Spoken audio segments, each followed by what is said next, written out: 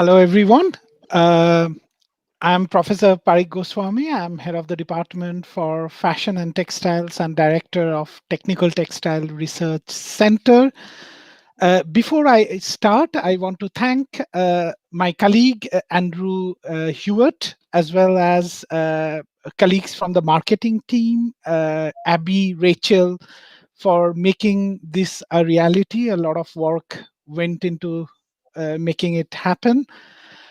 Uh, who we got for you today? We got a serial entrepreneur who have worked in the industry for over 25 years.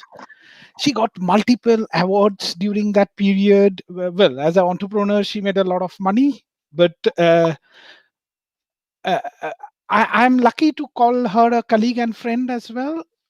What is absolutely fascinating about our speaker today is her passion to pass that entrepreneurial knowledge to the students, to the next generation, so that we are not only we not only have brilliance in creativity, but we are actually contributing to the economy. We are developing the economy of this region, and that is a passion our department of fashion and textiles shares with Sarah, is how to create next generation entrepreneurs, next generation big thing. So it is absolutely my pleasure today to invite my colleague and my friend Sarah to give a lecture today. Over to you, Sarah. Very, very kind of you to say. And thanks for inviting me along today, and Andrew for all the tip. We've definitely had a few nerves leading up to this. I've never done a live stream before. So my name's Sarah, as Parik explained, and I work as a business advisor at the Enterprise Hub at the University of Huddersfield. If I was on campus right now, I'd be pointing in the direction of where we are, but alas, we're not. But just to give you a quick idea, if you are a student of art, design and architecture, we're actually just opposite the School of Computing Engineering, so not far from you. So as part of my role, I also work on a project called ICE Plus. But what I'm going to do is I'm going to come back to that later on and tell you a little bit more about the team, how you can access our services, and the ICE Plus challenge itself. And when I'm not doing all of that, I'm actually a serial entrepreneur, and I run my own agency called the Maple Agency. So I have a question for you. The first question I've got two questions actually, and I just want you to write down very quickly in front of you, pen and paper on your phone, just jot down the answer. It's a yes or no answer. You can even write it on your hand. I'm not fussed. But the question is, do you think you've got what it takes to start your own business or go freelance? Quick yes or no, that's it. And then the second part of the question is, do you want to? Now, we're going to park that and we're going to come back to that later on. So, you'll be pleased to know this is my only infographic of the whole presentation, so enjoy it while you can.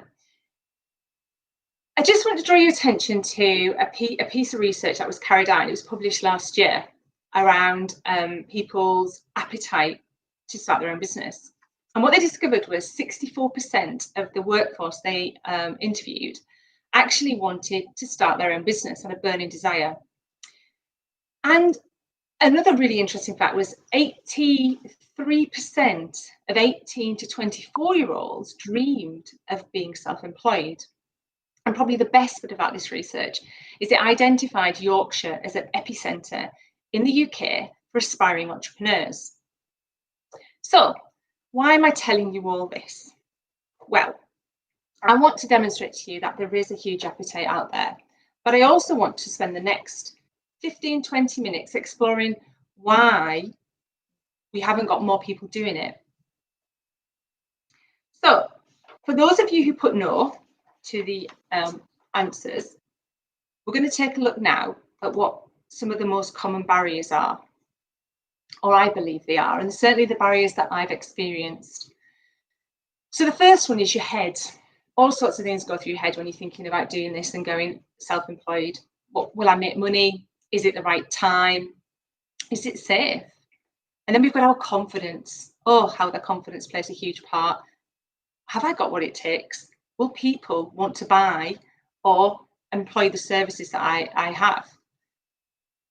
And then there's the advice and support. How do I get going? Where do I start? Funding? Who's going to fund me? How do I get that raise that initial capital? Being taken seriously. And that's not just an age thing. That's when you're new to business or new to enterprise, you aren't as wise. So getting your voice heard can be quite difficult. And then the biggest one, I think, is what if I fail? So how I'm going to do this is I'm going to tell you my story. You'll be pleased to know that I haven't always been a business advisor. In fact, actually, I've spent over 25 years as a serial entrepreneur working in multiple industries. And I've been faced with the majority of these barriers. So I think I'm well placed to talk to you today about them. My first experience was probably when I was about 16. You see, I grew up in Teesside against the backdrop of the declining industry and mass unemployment. It was a really bleak time, and until recently had unrivaled levels of unemployment. Enterprise wasn't something that was encouraged or freely discussed back then. You were very much encouraged to go into the standard, safe employment routes, and we all know what they are.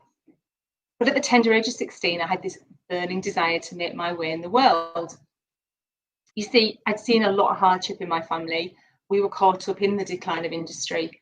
And I wanted to be the change in the world that I wanted to see, basically. And that was when I experienced my first barrier. And it was me. It was my head, and it was definitely my confidence in my idea. I listened to outside people with really convincing arguments as to why I shouldn't make a move and do this. In fact, I was still listening to them in my final year of my degree. So that's quite a long time, like 5 years, 4 years. They were telling me the failure rates, all the reasons why I shouldn't, and it was amplified at this point by tutors, lecturers. I basically just wasn't being taken seriously. But luckily, by this point, I had surrounded myself with people that thought that this was a great idea. And in equal measures, I was being encouraged. So on August the 4th, 1994, 2 weeks after I graduated, Popcorn Home Cinema Store was born. Now, I should probably tell you at this point that there was no global domination. I didn't float the company. I'm not a billionaire that's sat here before you. But I hope, I don't want to disappoint you, see, but I hope my story might empower you to have a think about where you might go yourself. I started off with a meagre £10,000 to create my own destiny. I had very little business support, no business plan, no formal cash flow projections, no training whatsoever. I had a lot of marketing ideas, but a lot of them are quite crazy to get noticed. And as you can probably see on screen right now, that's one such marketing strategy. I think we call it shoestring marketing. Well, it was called that then, but I didn't know that. But basically, this was our first birthday. So this was the first shop I set up with. And this was our first birthday. And we reenacted to get attention outside my shop. I convinced a group of local people who were enthusiasts to dress up and reenact Star Wars for me outside the shop. We had about 200,000 people that were coming through our town that week, because we used to have a festival. And I thought, what better way to get noticed? And I did a lot of those things back in the day. Basically, I did everything that I tell my clients not to do. I was young, I was really naive, and I had a burning desire to make myself in the world. Now, we call this entrepreneurship now, but back then I don't think that was really a thing. To see the outside world, I was just young, foolish, maybe a little bit pig-headed and mildly crazy, and probably some people today will still say I'm mildly crazy. You see, this wasn't something women did back then, and it certainly wasn't in Teesside. But inside, I was living the dream. I was following my instincts, living on my wit, and I was about to go on the biggest adventure of my life. And I'm pleased to say it did not disappoint. It was definitely worth it. But 6 months in, I had an encounter with my accountant, and it did spell doom. I knew I was vastly underfunded. I had no collateral to back me up. And I could see really what I'd started off selling, people didn't really want. Some might say I had no idea, actually. The business and products weren't being received in the way I'd hoped. I was told by the accountant I had about a month's cash flow to kind of live. Otherwise, I was looking at closure or racking up debt. And there I was, failure, staring me right in the face. I remember feeling like the world was about to collapse on me. Popcorn had become my world, and I was about to become a statistic, one of those 20% that fail in their first year. Now, before I carry on, I want to switch focus, because you'll be pleased to know we've looked at the barriers, but I did turn a corner. And in the business, and that was me, that's what I turned the corner. I turned the corner. And what I want to do now is I just want to focus a little bit around how I turned the barriers into my yes, and I harnessed them to create my own destiny. I had to ignore the internal, external negative chatter. I mean, the truth is there is literally no room in startup business for not having confidence. You have to have confidence. It prevails both in yourself and in your business. You can feel sad and disappointed and at times hopeless, and I did at that point in time, but it has to be fleeting. You learn to hone those you can do it, I've got this thought processes, and you have to dig really deep. And you have to get creative and turn those moments around quickly. I learned that it's so common to change direction in the early days of business, that we call it a pivot now. Well, we probably called it a pivot then, but again, I wasn't formally trained. You need to be agile in those early days and respond to the needs of your customers, or in my case, the potential customers I was looking to attract. So I needed to up my game, and I had to get creative. So I analysed what was working. I spent time talking to customers. I asked them what they wanted to see. We didn't have the internet back then, so everything was done in person. But I learned so much by listening, and I responded to their needs as a result. I carried out as much market research as I could and concluded that nobody really wanted what I was selling. Classic rookie error. I was selling what I thought they wanted. Luckily, I found out what they did want, and popcorn, sci-fi, and cinema stuff was born. Now you're going to have to forgive this, because I've had to delve into the archives to get these, and that suit clearly just was not a good idea with those shoulder pads, but never mind. We live and we learn. But this is me. This is about a month after I decided to pivot, and I learned that Kenny Baker, who played R2-D2 in the original Star Wars in the 70s, was actually appearing in pantomime in my local town near Darlington. So, as any wonderful person does, I stalked him. I went to the stage door, waited for him, and asked him if he would come and open my shop. I explained my situation, that I was young, I was naive, and I needed to change direction. And bless him, he did. And we had queues around the block, and it wasn't really a massively done thing then, making appearances. So this was so unusual in Teesside, and it really caught the attention of the local people. So, as you can see, I got creative to execute my pivot. Now, I've been going to a lot of car boot sales and memorabilia shows, because what I wanted to do is I wanted to decorate my shop with these wonderful pieces to bring it to life, to create like a movie set almost at times. But what was happening was every time I saw something, it sold.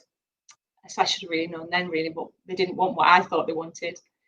So I stepped it up, went to Comic Cons, memorabilia shows, and I realised that I could get in earlier down south if I went as a trader. So I'd pack up my shop, I'd drive down to the south coast or into London, and I'd sell my wares, trade, buy some new things, and very quickly I was bringing very new, innovative products to the north of England.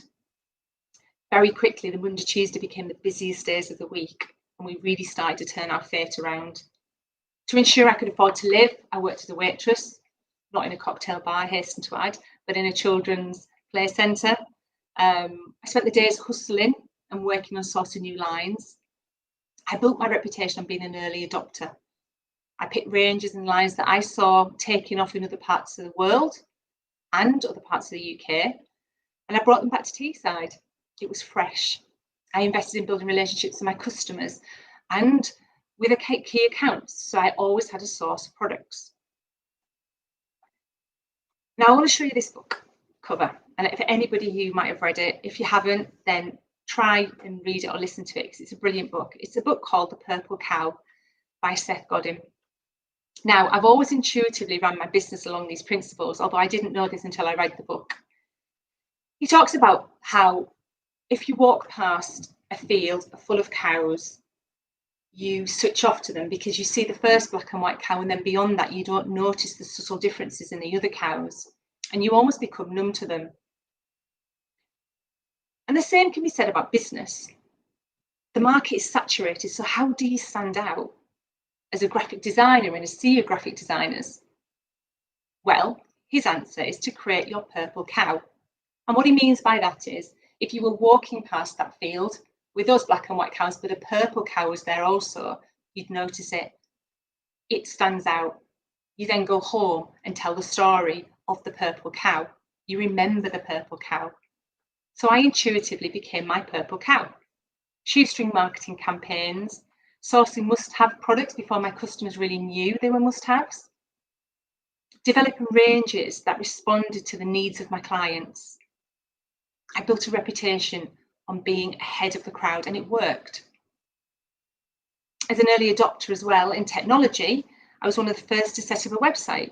So in the early 2000s, I was named top 3 themed toy stores next to Toys R Us and Hamleys. And we did so well for such a long period of time.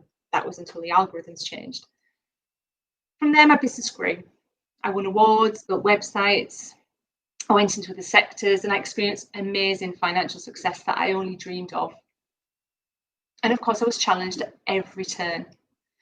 But somehow that first year in business taught me resilience and survival techniques that have lasted me a lifetime and still use today. So, how did I get into textiles?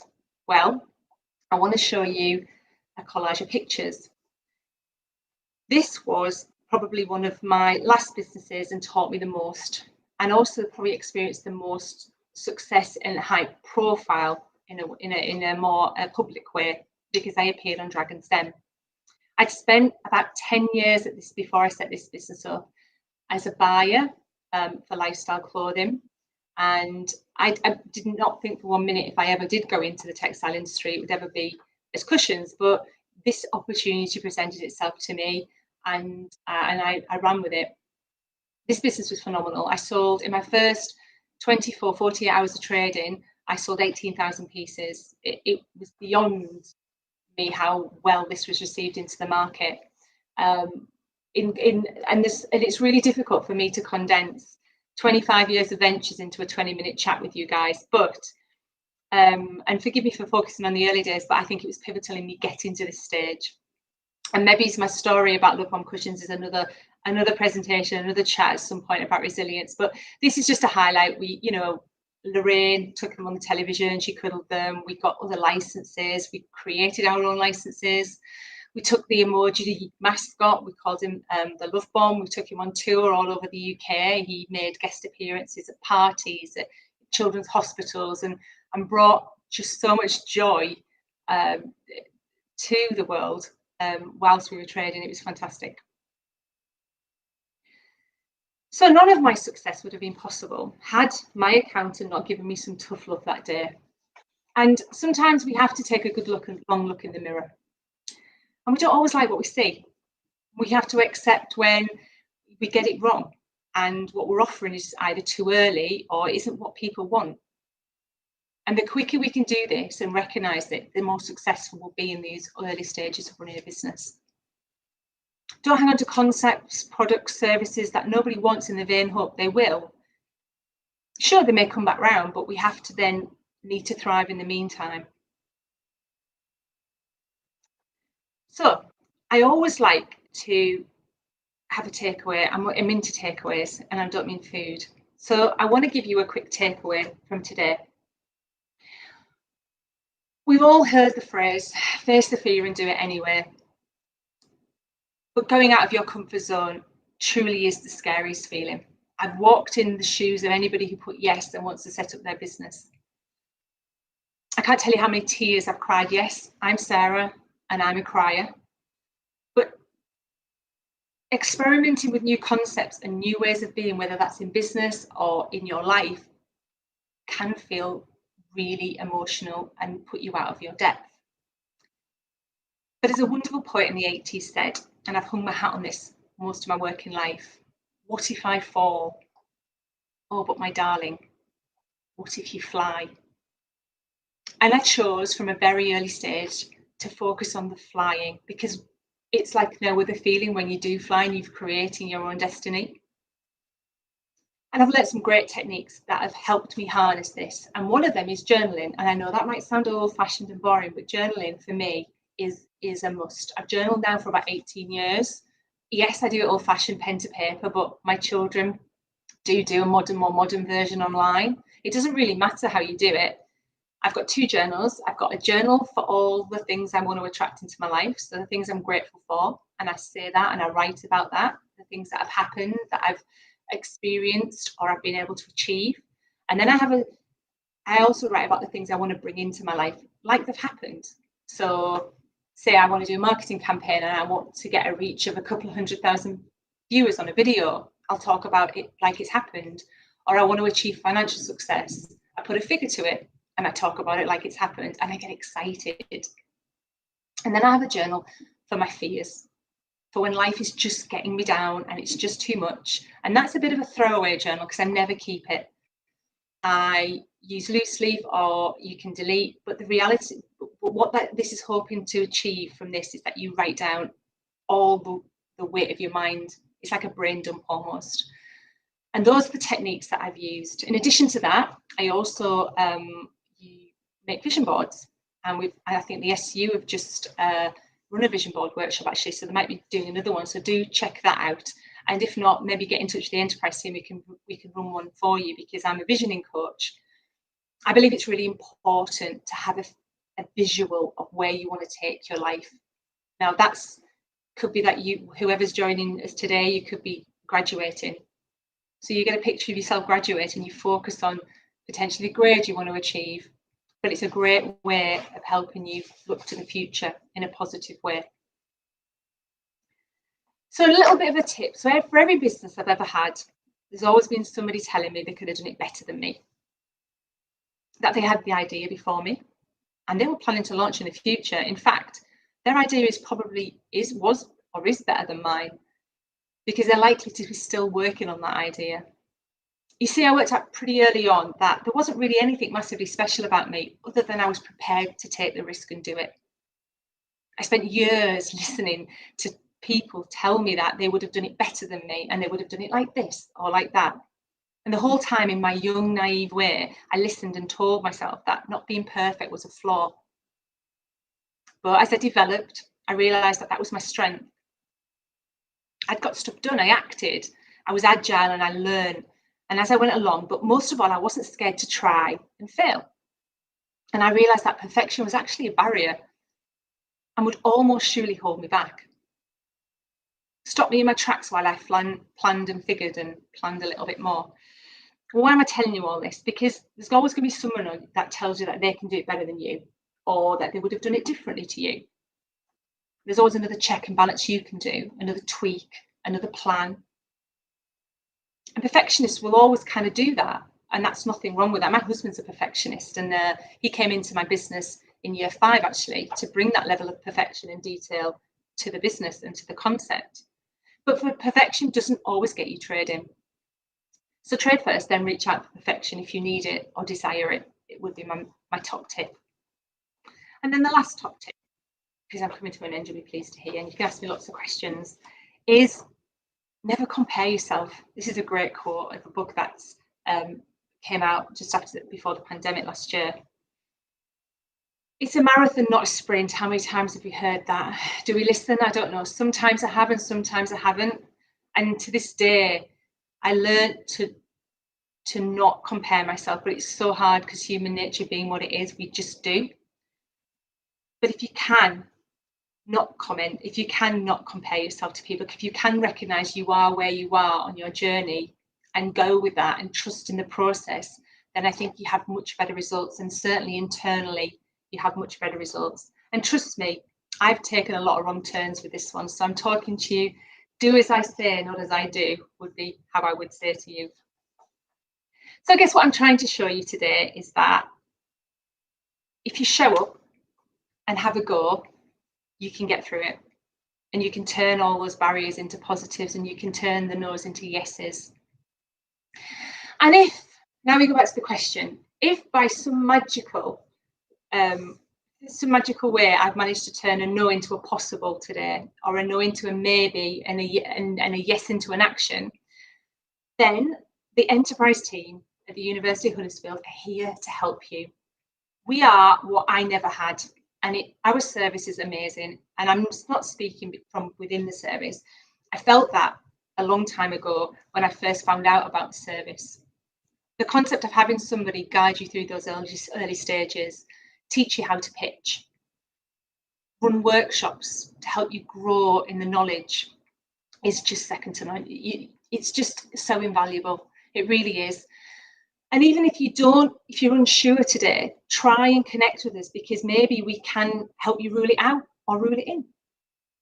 And then the other thing I want to talk to you about is the ICE Plus challenge, which is a fantastic challenge. And if you want to just dip your toe in enterprise and have a go and see how it feels, then this program is for you. It's running for 18 months, for the next 18 months. And we've got a series of day events, and we might be doing longer events as well.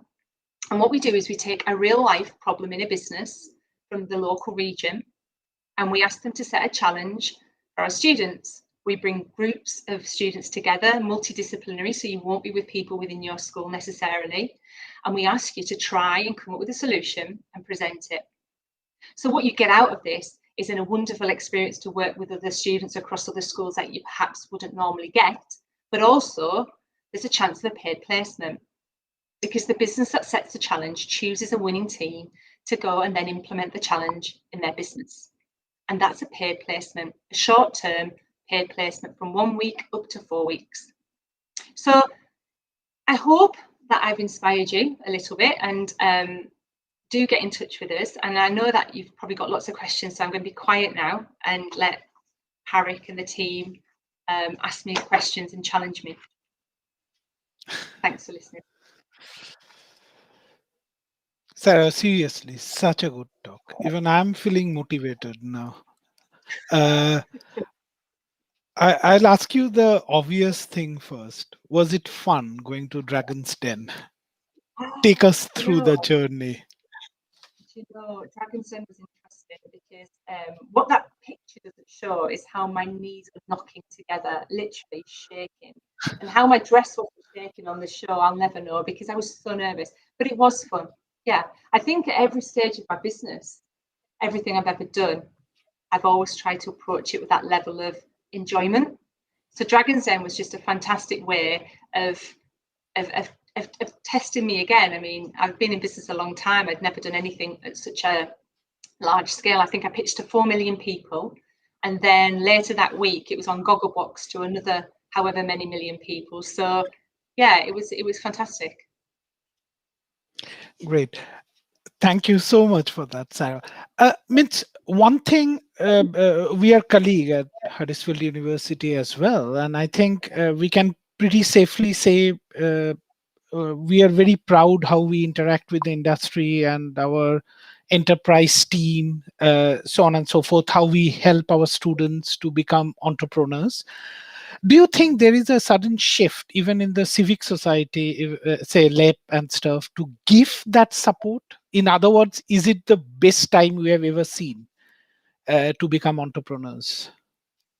You know, I don't want to sound corny, but I do believe it is one of the best times that I've ever seen in the history. My history goes back, 27 years now, and I've never known it so much support out there for people starting out. And it's phenomenal. It really is. And I believe personally, there's never better a time to do it than coming straight out of university, because actually you're at the start of your career. You've got the least amount of responsibilities if you've done it straight from college, and you're motivated. You're raring to go, and the adventure's there to be taken. But yeah, definitely, there's so much support out there now. Grants, advice. incubators, groups. It's fantastic. Absolutely. Means another thing is sometimes we don't appreciate that how many micro businesses, now micro businesses is defined as less than 9 employees, Yeah. dominates the fashion and textile sector, because the supply chain is so complex that I think 99% of companies in fashion and textiles are actually micro businesses. So do you think that fashion and textiles is a very good way of starting that entrepreneurship journey? Yeah, I do. I really do. I think that there's a huge gap in skills in the UK, and I think that that's what these micro businesses plug, and the agility with which they can shift and move and change product ranges and make different things means they can be very responsive to the market. And I definitely think right now there's never been a better time on the back of the pandemic for those businesses to thrive, because we can be responsive. Sure. As a department of fashion and textiles with various courses in costumes and fashion and textiles, what do you think, what more we can do? Because we are absolutely passionate to create next generation entrepreneurs. What suggestions you have for us as a department? Oh, that's a good one. Probably to just incorporate more enterprise elements into modules, really, or as a drip feed. You don't want it to be too intense, but I think by drip feeding enterprise at an early enough stage, it plants a seed, and it helps people to it helps that seed to grow and blossom. So by the time they are leaving university, they're blooming and they're raring to go, and they've learnt some very basic foundations to then grow from. I mean, you did it recently, like the IP session, which is fantastic. I mean, everybody coming out of your school needs to know about IP and how to protect their designs and copyright and all those things, which actually are quite huge topics. And they're quite, when what we tend to do, don't we? It's human nature, is we tend to avoid the things we don't understand. So probably bust some myths is what I would say around enterprise and doing their own thing. That's actually a good suggestion. I think we'll catch up to discuss about that at some point. One of another very good friend of the department and mine, Dr. Ross, is asking, what is the best hindsight you have learned? Oh, wow, hindsight. Do you know, it's funny, I'm going to say something really corny now. I don't regret anything. I really don't regret anything, but I think it was probably my last business. And I think and it was around the Dragon's Den. And what happened is I went into Dragon's Den, and I think everybody does this when they go for investment. And they believe that these people who've made it and done really well know better than them. And there was nothing that anybody did to create this. This wasn't something they didn't brainwash me or anything like that. This was just something that I was reaching out for investment, and I believed that potentially they were better than me and more well equipped to help me with my business.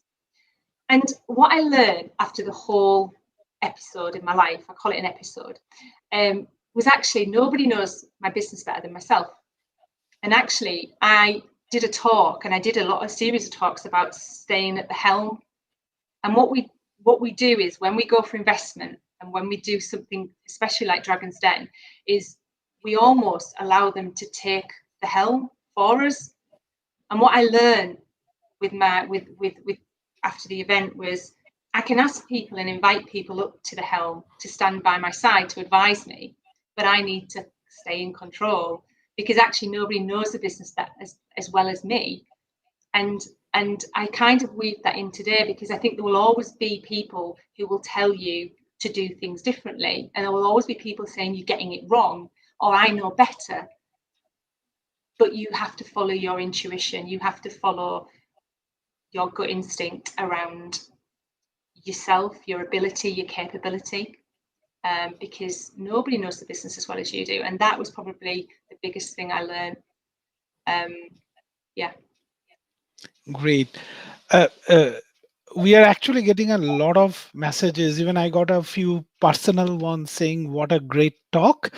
Uh, Oh, uh, our and I can name and shame now. Our uh, course leader for fashion design, Sam actually sent me a text saying, "Inspiring talk, brilliant. Thank you, Parik, for arranging it." So, and to add to that list is one of our PhD student, Ashley, again said inspiring talk. Thank you for that. I'm reading out the question. Is there was just one thing you would recommend to do for shoestring budget marketing? What that would be, either for self marketing or small business?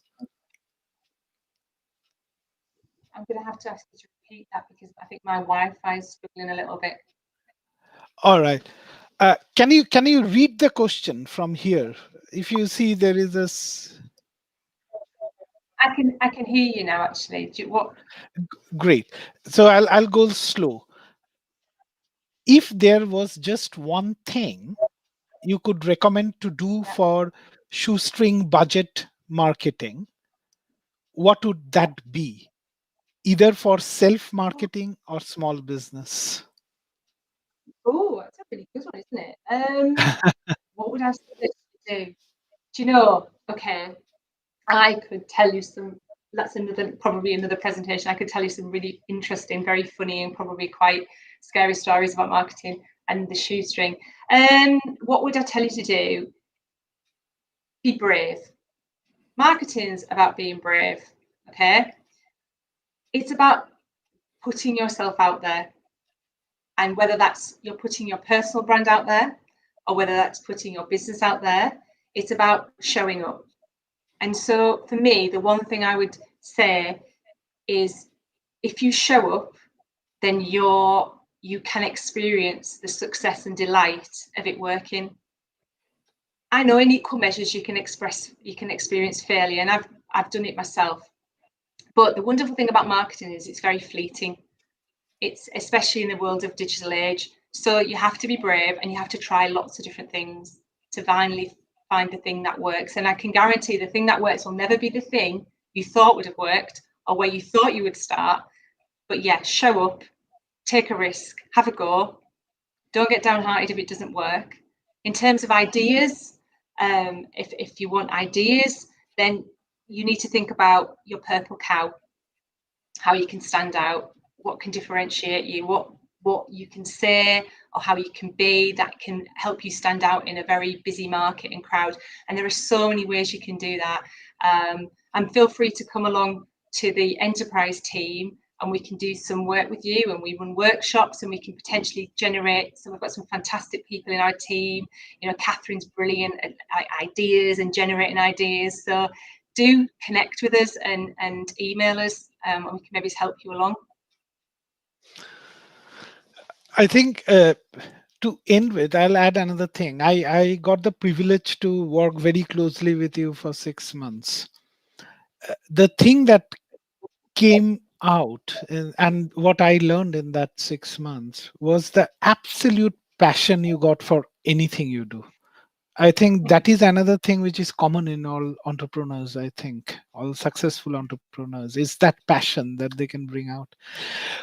With that, Sarah, on behalf of the university and on behalf of the Department of Fashion and Textiles, I want to thank you for joining us today and for giving your time. Thank you so very much.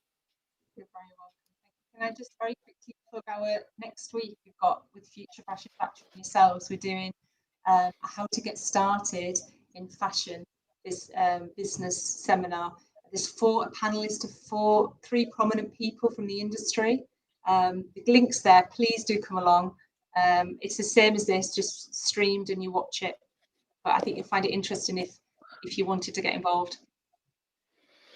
And I think, Sarah, it will be good to say a bit about Future Fashion Factory. I think this is a collaboration between three universities: University of Leeds, University of Huddersfield, Royal College of Art. And it actually shows how serious your initiative we are about entrepreneurship and to create new generation graduates and create wealth for this region. Thank you so much for this brilliant presentation.